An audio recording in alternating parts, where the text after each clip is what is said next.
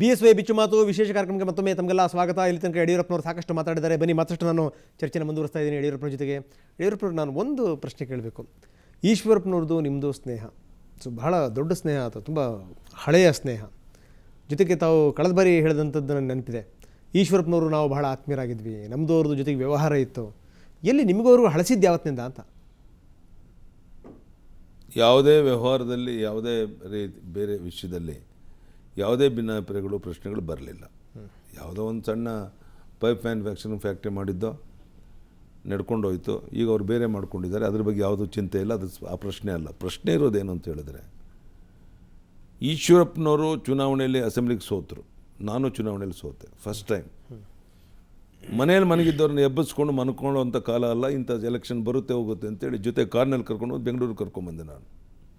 ಇಷ್ಟು ಒಡನಾಟ, ಇಷ್ಟೊಂದು ಓಡಾಟ. ನಾನು ಈಶ್ವರಪ್ಪನವ್ರು ಒಂದು ಪ್ರಶ್ನೆ ಕೇಳೋಕ್ಕೆ ಇಚ್ಛೆಪಡ್ತೇನೆ. ಶಿವಮೊಗ್ಗ ನಗರ, ನಾನು MLA ಅಲ್ಲ, ನಾನು ಜಿಲ್ಲಾ ಉಸ್ತುವಾರಿ ಸಚಿವನಾಗಿದ್ದೆ. ನೀವು ಸಚಿವರಾಗಿದ್ದಾಗ, ಅಧ್ಯಕ್ಷರಾಗಿದ್ದಾಗ ಯಾವುದಾದ್ರೂ ಸಂದರ್ಭದಲ್ಲಿ ನೀವು ಸಹಕಾರವನ್ನು ಕೊಟ್ರಾ? ಅಭಿವೃದ್ಧಿ ಕಾರ್ಯದ ಬಗ್ಗೆ ಇಂಡಸ್ಟ್ರಿಯಲಿಸ್ಟ್ ಬಂದ ಸಂದರ್ಭದಲ್ಲಿ ಮೀಟಿಂಗ್ ಕರೆದ್ರೆ ಆ ಸಭೆಗಳು ಬರಲಿಲ್ಲ. ಶಿವಮೊಗ್ಗ ನಗರದ ಅಭಿವೃದ್ಧಿ ಬಗ್ಗೆ ವೀಕ್ಷಣೆಗೆ ಹೋಗೋಣ ಅಂದರೆ ಆ ಸಂದರ್ಭದಲ್ಲಿ ಬರಲಿಲ್ಲ. ಅನೇಕ ಪ್ರಮುಖ ನಿರ್ಧಾರಗಳು ಮಾಡಬೇಕು ಅಂತ ಯೋಚನೆ ಮಾಡಿದಂಥ ಕಾಲದಲ್ಲಿ ಸದನದಲ್ಲಿ ನೀವು ಅದರಲ್ಲಿ ಭಾಗವಹಿಸಲಿಲ್ಲ. ಶಿವಮೊಗ್ಗದಲ್ಲೂ ಸಹ DC ಕರೆದಂಥ ಸಭೆಗಳಿಗೆ ನೀವು ಬರಲಿಲ್ಲ. ಒಂದು ರೀತಿ ಅವತ್ತಿಂದ ಒಂದು ರೀತಿ ನನ್ನ ಬಗ್ಗೆ ಮಾಡ್ತಿದ್ದ ಒಳ್ಳೆಯ ಕೆಲಸವನ್ನು ಸಹಿಸ್ದೇನೆ ನೀವು ನಿಮ್ಮದೇ ಆದ ರೀತಿ ವರ್ತನೆ ಮಾಡಿದೆ. ಆದರೆ ಶಿವಮೊಗ್ಗ ನಗರ ಹೇಗಿದೆ? ಬಹುಶಃ ನಾನು ಹೆಮ್ಮೆಯಿಂದ ಹೇಳೋಕ್ಕೆ ಇಚ್ಛೆಪಡ್ತೇನೆ, ಇಡೀ ಕರ್ನಾಟಕ ರಾಜ್ಯದಲ್ಲಿ ಜಿಲ್ಲಾ ಕೇಂದ್ರಗಳನ್ನು ನೀವು ಹೋಲಿಕೆ ಮಾಡಿದ್ರೆ ಭಾಳ ದುಸ್ಥಿತಿಯಲ್ಲಿದ್ದಂಥ ಶಿವಮೊಗ್ಗ ನಗರ, ಶಿವಮೊಗ್ಗ ಜಿಲ್ಲೆ ಇವತ್ತು ನಂಬರ್ 1 ಪ್ಲೇಸಿಗೆ ಬಂದಿದೆ. ನಾನೇನು ಭೇದ ಭಾವನೆಯನ್ನು ಮಾಡಲಿಲ್ಲ. ಶಿವಮೊಗ್ಗ ಈಶ್ವರನನ್ನು ಪ್ರತಿನಿಧಿಸ್ತಾ ಇದ್ದಂಥ ಕ್ಷೇತ್ರ ಅಂತೇಳಿ ನೀವ್ಯಾಕೆ ಈ ರೀತಿ ನಡ್ಕೊಂಡ್ರಿ? ನನ್ನ ಮಗ ರಾಘವೇಂದ್ರ ಸಂಸತ್ ಸದಸ್ಯನಾಗಿ ಲೋಕಸಭೆಗೆ ಸ್ಪರ್ಧೆ ಮಾಡಿದಾಗ ನೀವು ಹೇಗೆ ನಡ್ಕೊಂಡ್ರಿ? ಪ್ರಾಮಾಣಿಕವಾಗಿ ನಡ್ಕೊಂಡ್ರೆ ಅವ್ನು ಗೆಲ್ಲಬೇಕು ಅಂತ ನಿಮ್ಮ ಮನಸ್ಸಿನಲ್ಲಿ ಏನಾದ್ರು ಭಾವನೆಗಳಿತ್ತ? ಏನು ಮಾಡಿದ್ರು ಈಶ್ವರಪ್ಪ ಅವಾಗ? ಅವ್ರು ನಮ್ಮ ನಿರೀಕ್ಷೆಯಂತೆ ಕೆಲಸ ಮಾಡಲಿಲ್ಲ. ಅವರು ಭಾಳ ಸ್ಪಷ್ಟ ಆಯಿತು ಅವ್ರ ಮನಸ್ಸಿನಲ್ಲಿ, ಯಾವ ಕಾರಣಕ್ಕೂ ರಾಘವೇಂದ್ರ ಸೀಟ್ ಕೊಡಬಾರ್ದು. ಚುನಾವಣೆಯಲ್ಲಿ ಸೋತರೂ ಪರವಾಗಿಲ್ಲ, ಬಂಗಾರಪ್ಪ ಗೆದ್ದರೂ ಪರವಾಗಿಲ್ಲ, ಯಡಿಯೂರಪ್ಪನ ಮಗನ ಮಾತ್ರ ಸೀಟ್ ಕೊಡಬಾರ್ದು. ಇದು ಅವರ ಅಪೇಕ್ಷೆ ಇತ್ತು. ಇದು ಎಲ್ರಿಗೂ ಗೊತ್ತಿರುವಂಥ ಸಂಗತಿ. ಮಾಧ್ಯಮದಲ್ಲಿ ಬಂತು, ಇದೆಲ್ಲ ಚರ್ಚೆಗಳು ಆಗಿತ್ತು ಆ ಸಂದರ್ಭದಲ್ಲಿ.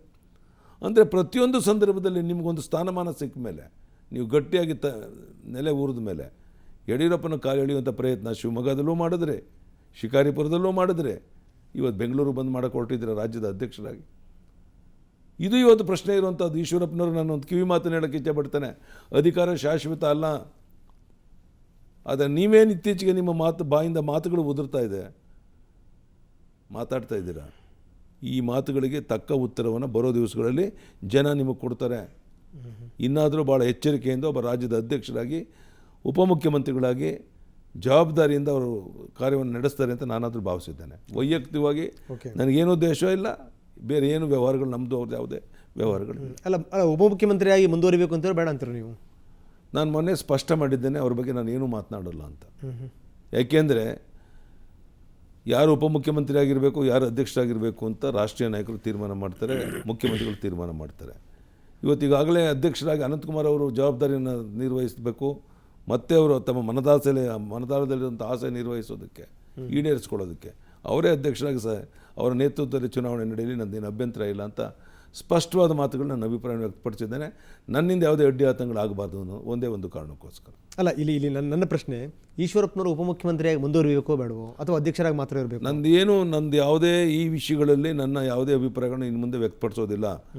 ಭಾರತೀಯ ಜನತಾ ಪಾರ್ಟಿಲಿ ಯಾರು ಅಧ್ಯಕ್ಷರಾಗಿರಬೇಕು, ಯಾರು ಸಚಿವರಾಗಿರಬೇಕು, ಯಾರಿಗೆ ಯಾವುದೇ ಸ್ಥಾನಮಾನಗಳು ಸಿಗಬೇಕು ಅನ್ನೋಂಥದ್ದು ಪಕ್ಷದ ನಾಯಕತ್ವಕ್ಕೆ, ಮುಖ್ಯಮಂತ್ರಿಗಳಿಗೆ ಮತ್ತು ರಾಷ್ಟ್ರೀಯ ಅಧ್ಯಕ್ಷರಿಗೆ ಬಿಟ್ಟಂಥದ್ದು.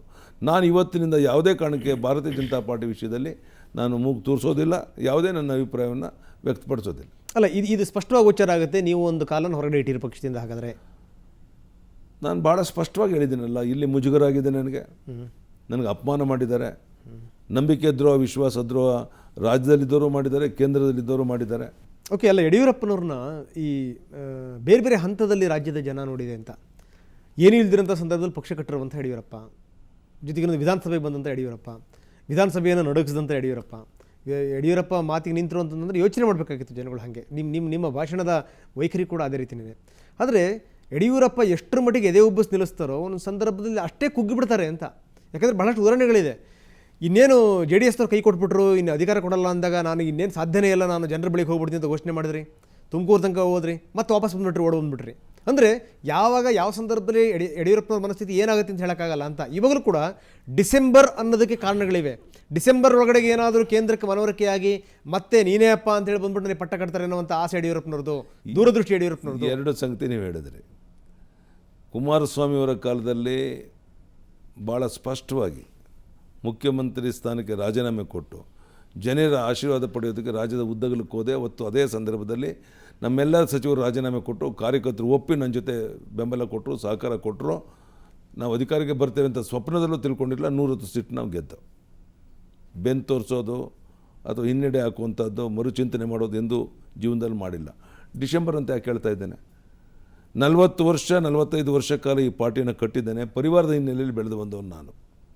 ಏನೋ ಕೇಂದ್ರದವ್ರು ರಿಯಲೈಸ್ ಮಾಡ್ಕೊಂಡು ನಾನು ಮತ್ತೊಂದು ಸ್ಥಾನಮಾನ ಕೊಡ್ಬೋದು ಕಾದು ಕುಂತಿದ್ದೇನೆ ಅಂತ ಯಾವುದೇ ಒಬ್ಬ ಸಾಮಾನ್ಯ ಕಾರ್ಯಕರ್ತ ರಾಜ್ಯನ ತಿಳ್ಕೊಳ್ಳೋಂಥ ಅಗತ್ಯ ಇಲ್ಲ. ನನ್ನ ಉದ್ದೇಶ ಜನಸಾಮಾನ್ಯರಲ್ಲಿ ಏನು ಭಾವನೆಗಳಿದ್ದಾವೆ, ನಾನು ತಗೊಳ್ಳೋವಂಥ ತೀರ್ಮಾನ, ಮುಂದಿನ ತೀರ್ಮಾನಗಳು ಎಷ್ಟು ಮಟ್ಟಿಗೆ ಜನಕ್ಕೆ ಅನುಕೂಲ ಆಗೋ ರೀತಿಯಲ್ಲಿ ಅದಿರುತ್ತೆ, ಇದನ್ನು ತಿಳ್ಕೊಳ್ಳೋದಕ್ಕೋಸ್ಕರ ಪ್ರವಾಸ ಮಾಡ್ತಾ ಇದ್ದೇನೆ ಹೊರತು ಬೇರೆ ಯಾವುದೇ ಕಾರಣಕ್ಕೆ. ಕೇಂದ್ರದವ್ರು ಇವತ್ತು ಕರೆದು ನಾಳೆ ನಿತಿನ್ ಗಡ್ಕರಿ ಫೋನ್ ಮಾಡಿ ಯಡಿಯೂರಪ್ಪನವ್ರಿಗೆ ಎಲ್ಲ ಚರ್ಚೆ ಆಗಿದೆ, ತಾವು ಯಾವ್ಯಾವುದೋ ಕಾರಣಕ್ಕೋಸ್ಕರ ನಿಮ್ಮ ಅಧ್ಯಕ್ಷ ಸ್ಥಾನ ಕೊಡೋಕ್ಕಾಗಲಿಲ್ಲ, ನಾಳೆ ನಿಮ್ಗೆ ಅಧ್ಯಕ್ಷನಾಗಿ ಜವಾಬ್ದಾರಿ ತೊಗೊಂಡು ನಿರ್ವಹಿಸಿ ಅಂತ ಹೇಳಿದ್ರೆ ಅತ್ಯಂತ ವಿನಯದಿಂದ ಕೈ ಮುಗಿದವ್ರಿಗೆ ಅಭಿನಂದನೆ ಸಲ್ಲಿಸಿ, ಸ್ವಾಮಿ ಸಾಕು, ಯಾವ ಕಾರಣಕ್ಕೂ ನಾನು ರಾಜ್ಯ ಅಧ್ಯಕ್ಷ ಸ್ಥಾನ ಬೇಡ, ಒಬ್ಬ ಸಾಮಾನ್ಯ ಕಾರ್ಯಕರ್ತ ನಾನು ನೆಮ್ಮದಿಯಲ್ಲಿದ್ದೇನೆ ಅನ್ನೋ ಮಾತನ್ನು ನಾನು ಹೇಳ್ತೇನೆ. ಆದ್ದರಿಂದ ನಾನು BJPನಲ್ಲಿ ಮತ್ತೊಮ್ಮೆ ಅಧ್ಯಕ್ಷ ಸ್ಥಾನದ ಅಪೇಕ್ಷಿತನೂ ಅಲ್ಲ, ಮುಖ್ಯಮಂತ್ರಿ ಸ್ಥಾನದ ಅಪೇಕ್ಷಿತನೂ ಅಲ್ಲ. ಅದಕ್ಕಾಗಿ ಕಾದು ಡಿಸೆಂಬರ್ವರೆಗೆ ನಾವು ಮುಂದೂಡ್ತಾ ಇಲ್ಲ. ರಾಜ್ಯದಲ್ಲಿ ಪ್ರವಾಸವನ್ನು ಮಾಡಬೇಕು, ಒಂದು ಸುತ್ತು ಜನರ ಭಾವನೆಗಳನ್ನು ತಿಳ್ಕೊಬೇಕು, ಕಾರ್ಯಕರ್ತರ ಭಾವನೆಗಳನ್ನು ತಿಳ್ಕೊಬೇಕು, ನಮ್ಮ ಹಿತೈಷಿಗಳ ಭಾವನೆ ತಿಳ್ಕೊಬೇಕು ಅಂತೇಳಿ ಪ್ರವಾಸ ಮಾಡ್ತಾ ಇದ್ದೇನೆ. ಅಕಸ್ಮಾತ್ ಸಂದರ್ಭ ಬಂದರೆ ರಾಜಕೀಯದಿಂದ ನಿವೃತ್ತಿಯಾಗಿ ಮನೇಲಿ ಇರ್ತೇನೆ ಹೊರತು ಯಾವ ಕಾರಣಕ್ಕೂ ಸಹ ಮತ್ತೊಮ್ಮೆ BJPನಲ್ಲಿ ನನಗೆ ಅಧ್ಯಕ್ಷರು ಮಾಡಿ, ನನ್ನ ಮುಖ್ಯಮಂತ್ರಿ ಮಾಡಿ ಅಂತ ಬೇಡುವಂಥ ಪರಿಸ್ಥಿತಿ ನನಗಂತೂ ಬರೋದಿಲ್ಲ. ಇದು ಈ ಜೀವನದಲ್ಲಿ ಸಾಧ್ಯ ಇಲ್ಲ. ಓಕೆ, ಅಲ್ಲ, ನಾನು ಕೇವಲ ತುಮಕೂರಿಗೆ ಹೋಗಿ ವಾಪಸ್ ಬಂದಿರೋಂಥ ಕಥೆ ಮಾತ್ರ ಹೇಳಿದೆ. ಇನ್ನೊಂದು 2-3 ಗಂಟೆಗಳನ್ನ ಜ್ಞಾಪಿಸ್ತೀನಿ ನಿಮಗೆ. ಒಂದು ಸಂದರ್ಭದಲ್ಲಿ ತಾವು ಈ BJP ಸಹವಾಸವೇ ಬೇಡ ಅಂತ JDS ಸೇರ್ಲಿಕ್ಕೆ ಹೋದಂಥವ್ರು ವಾಪಸ್ ಬಂದು ಹೇಳಿದ್ರಿ, ಏನೋ ಅದು ಕೆಟ್ಟಗಳಿಗೇನಲ್ಲಿ ಹೋಗಿರುವಂಥದ್ದು, ನಾನು ಇನ್ನೆಂದೂ ತಪ್ಪು ಮಾಡಲ್ಲ ಅಂತ. ಇನ್ನೊಂದು ಮಾತನ್ನು ಹೇಳಿದ್ರಿ, ಒಂದು ಸರಿ ಪಕ್ಷದಿಂದ ಹೊರಗಡೆ ಹೋಗೇ ಬಿಟ್ರಪ್ಪ ಯಡಿಯೂರಪ್ಪನವರು ಅನ್ನುವಂಥ ಮಾತು. ತಕ್ಷಣ ಹೇಳಿದ್ರಿ ನೀವು ಜ್ಞಾನೋದಯ ಆಗಿರೋ ರೀತಿಯಲ್ಲಿ, ಯಾವುದೋ ಒಂದು ಕೆಟ್ಟಗಳಿಗೇನಲ್ಲಿ ಯೋಚನೆ ಮಾಡಿಬಿಟ್ಟೆ, ನನ್ನ ಜನ್ಮದಲ್ಲಿ ಇನ್ನು BJP ಬಿಡುವಂಥ ಮಾತನಾಡಲ್ಲ ಅನ್ನುವಂಥದ್ದು. ಹೀಗಾಗಿಯೇ ನಮಗೆ ಅನುಮಾನ ಆಗುವಂಥದ್ದು ಏನು ಅಂದರೆ, ಬಹುಶಃ ಡಿಸೆಂಬರ್ ಕೊನೆಯಷ್ಟೊತ್ತಿಗೆ ಇನ್ನೆಂದೆಂದೂ ನಾನು ಆ ರೀತಿ ಯೋಚನೆ ಮಾಡಲ್ಲ ಅಂತ ಯಡಿಯೂರಪ್ಪನ ಕೈ ಎತ್ತಿ ಹೇಳಿದ್ರೇನೋ ಅಂತ. ನಾನು ಭಾಳ ಸ್ಪಷ್ಟವಾಗಿ ಒಂದು ಮಾತನ್ನು ನಿಮ್ಗೆ ಹೇಳ್ತಾ ಇದ್ದೇನೆ.